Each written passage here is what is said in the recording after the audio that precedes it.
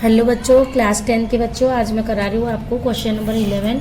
A car has two wiper which do not overlaps. Each wiper has a blade of length 25 centimeter sweeping the through an angle 115 degree. Find the total area cleaned at each sweep of the blader. वो कह रहा है एक car का दो wiper है, ठीक है।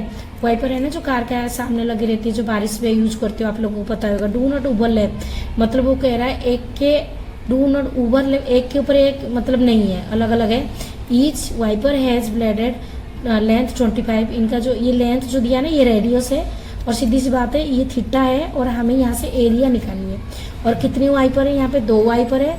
तो जाहिर सी बात है जब तुम एरिया निकालोगे उसके बाद इसको हम क्या करेंगे, 2 से मल्टीप्लाई करेंगे, ठीक है, क्योंकि दो वाइपर का मांग रखा है।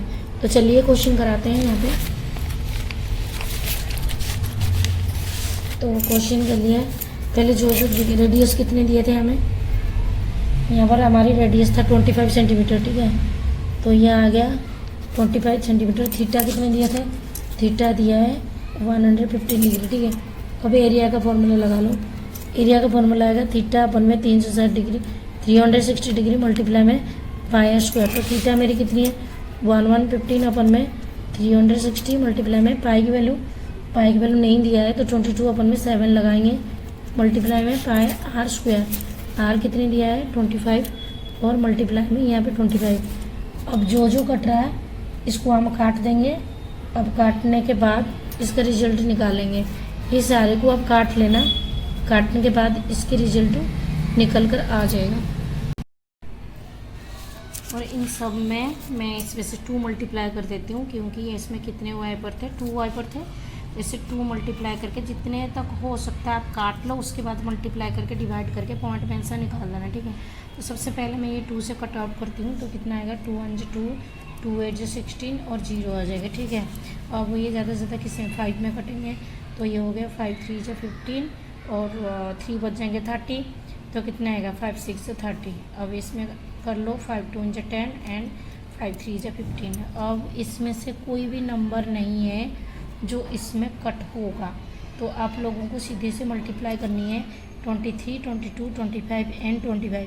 इन सबको मल्टीप्लाई करके आपको मतलब नोमिनेटर पार्ट में रखनी है, और डेनोमिनेटर पार्ट में आपका आ जाएगा 36 मल्टीप्लाई में 7। नोमिनेटर पार्ट में कितना आएगा? 23 मल्टीप्लाई में 22, और मल्टीप्लाई में कितना आ जाएगा? मल्टीप्लाई में 25 23 22 25 और मल्टीप्लाई में 25, ओके। इन सबको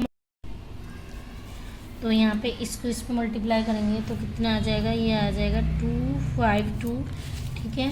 और ऊपर ये सारे नंबर को जब आप मल्टीप्लाई करोगे आपको मिलेगा 158 ठीक है। अब आप इन दोनों को जब डिवाइड करोगे तो आपको मिल जाएगा 627.48 cm², ठीक है। आप इसको खुद मल्टीप्लाई करना, मल्टीप्लाई आप लोगों को आते ही होंगे, डिवाइड तो आते ही होंगे। तो इन सबको मल्टीप्लाई करोगे तो देखना इतने ही आनी चाहिए। और ये तो मैंने मल्टीप्लाई कर दिया, ये 252 है, ठीक है। अब इस 252 से इन दोनों को डिवाइड कर देना, तो ये वाली आंसर आपका आ जाएगा, ओके। आई होप आप लोगों को समझ में आ गया होगा।